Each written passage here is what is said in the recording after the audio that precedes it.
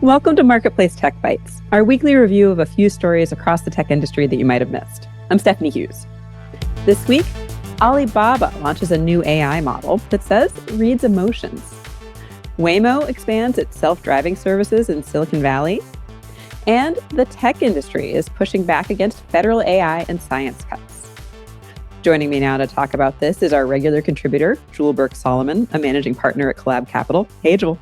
Hey, Stephanie. How's it going? We're going to start with our Bite of the Week. This is one number that provides some insight into what's going on in tech. Jewel, what is your Bite of the Week? My Bite of the Week for this week is 10 trillion.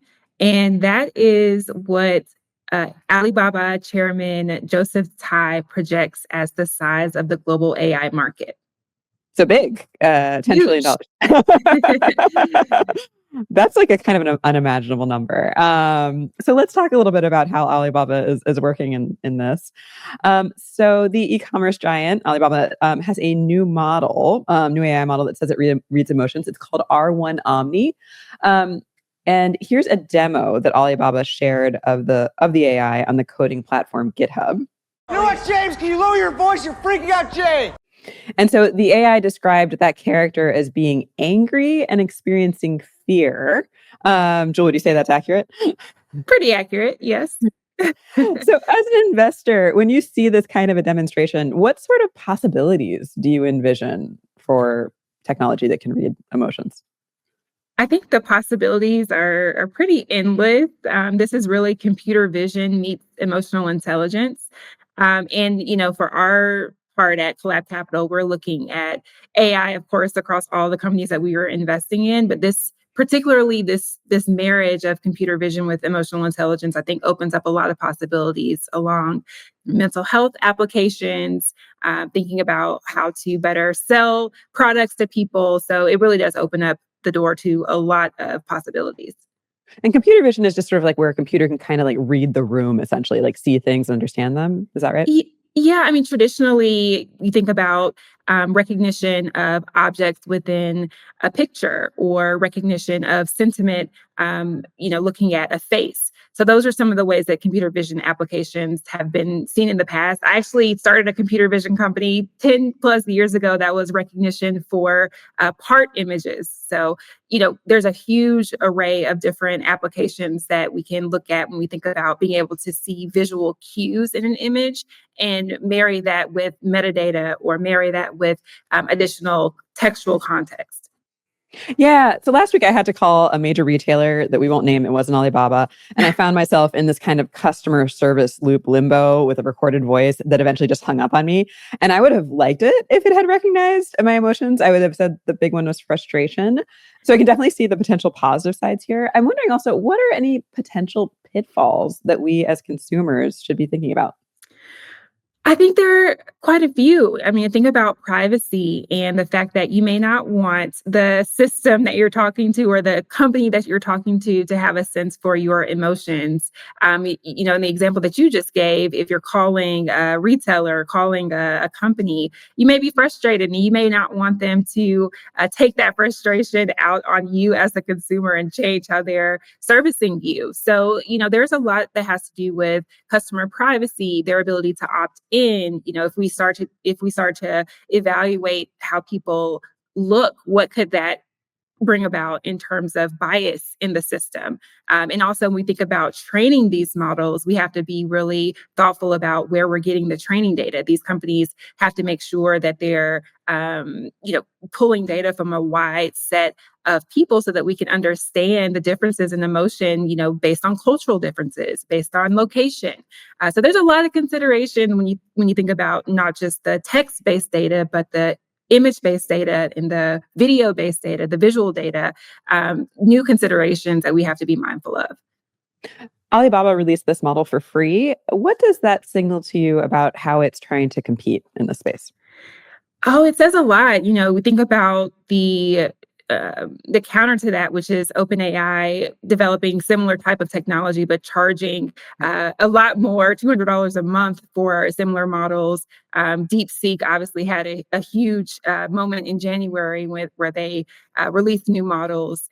So there is this competition that I think Alibaba is trying to compete on price. But then it also says something else about just their philosophy. They're open source. This model is open source and available to anyone to use via Hugging Face. So I think that they're also saying something about the type of approach that they're taking. And also, it was noted that they actually want to see smaller enterprise, medium-sized enterprise be able to leverage these models for the development of new and innovative ideas. So I think it's just a totally different approach than some of the other major AI companies are taking. Yeah, that's so interesting. So, okay, let's move to our next story. Waymo is expanding its self-driving services to Silicon Valley. So, Google's autonomous driving company announced this week that it's going to be offering its robo-taxi services to members of the public in parts of Silicon Valley. This is including in Mountain View, where Waymo is headquartered. Jewel, what does this signal to you about where autonomous driving development is right now? I would say this means that things are moving fast. They're really picking up. Waymo's been around for a long time, but over the last year, they've been able to expand into something like 80 square miles in the Bay Area. I was in San Francisco a few weeks ago and took the Waymo around town Got it. to test it out. And I was really shocked at how well it performed. It got me exactly where I needed to go and without injuries. So I think that we're seeing that it's expanding rapidly. We're going to see more. I think they also launched in Austin around South by Southwest. So Yep. more cities, that they're going into, we'll see more of it. I'm in Atlanta and I've been seeing Waymos around town. It seems like they are, mapping the cities. So I think we'll just continue to see them expand more into new locations. Yeah, yeah. And to your point about how long it's been around, I first rode in a Waymo as a member of the press back in 2017. I think the company first did its autonomous testing in 2009. This makes me think about how long it's taken to really get self-driving going. As an investor, would you say this was to be expected, or do you think investors are disappointed that this technology is taking well? I think it's definitely taken longer than people who invested back in the early 2010s expected. But innovation can sometimes take a long time. Yeah. And now we're going to see that kind of hockey stick growth that everyone was expecting years ago.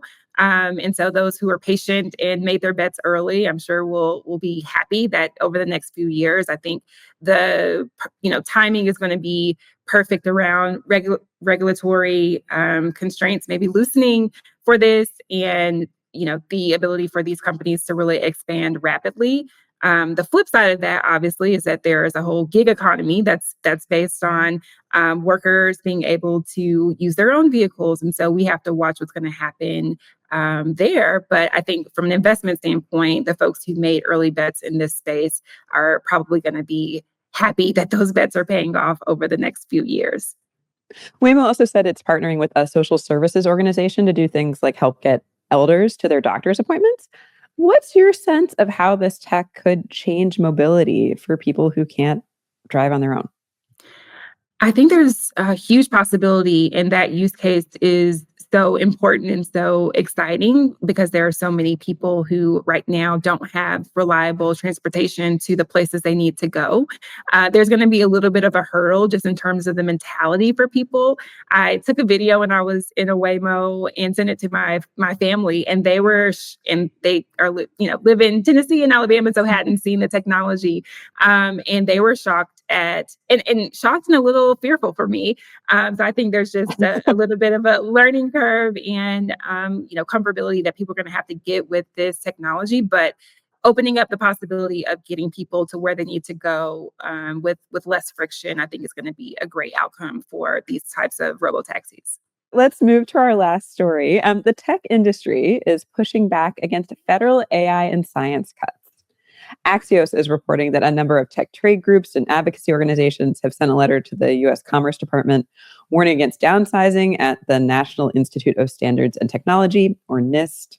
The letter says NIST plays a key role in innovation in the US, particularly right now around AI development. Joel, this comes after a number of workers at NIST have reportedly been fired. What do you think this support from the tech industry could mean?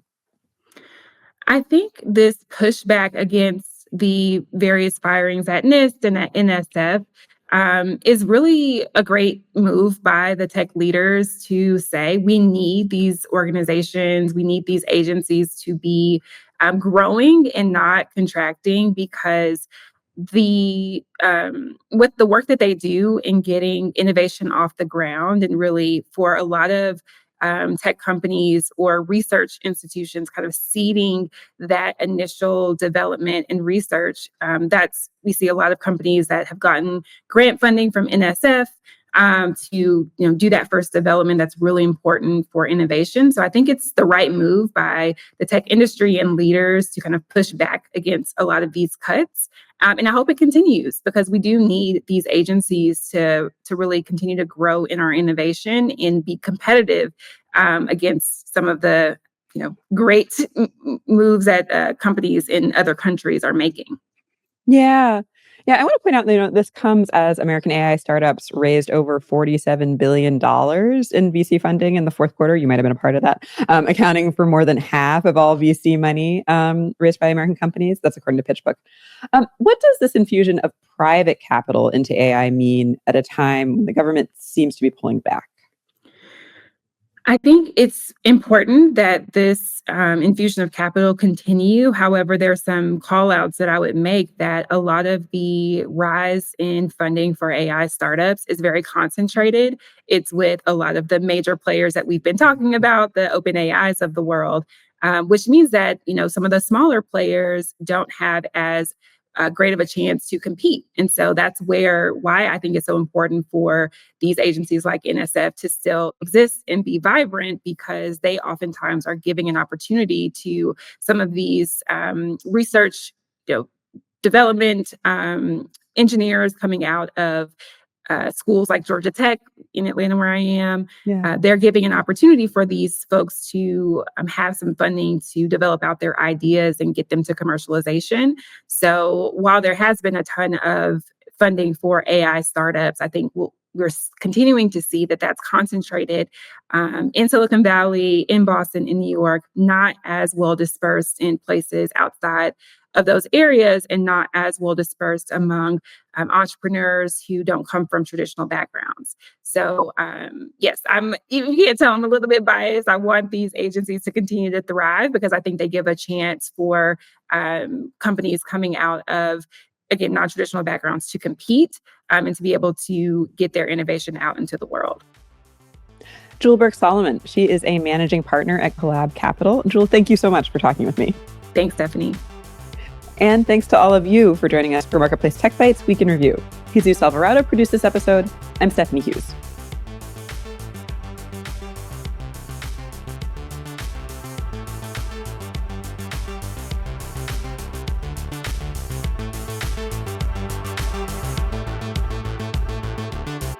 This is APM.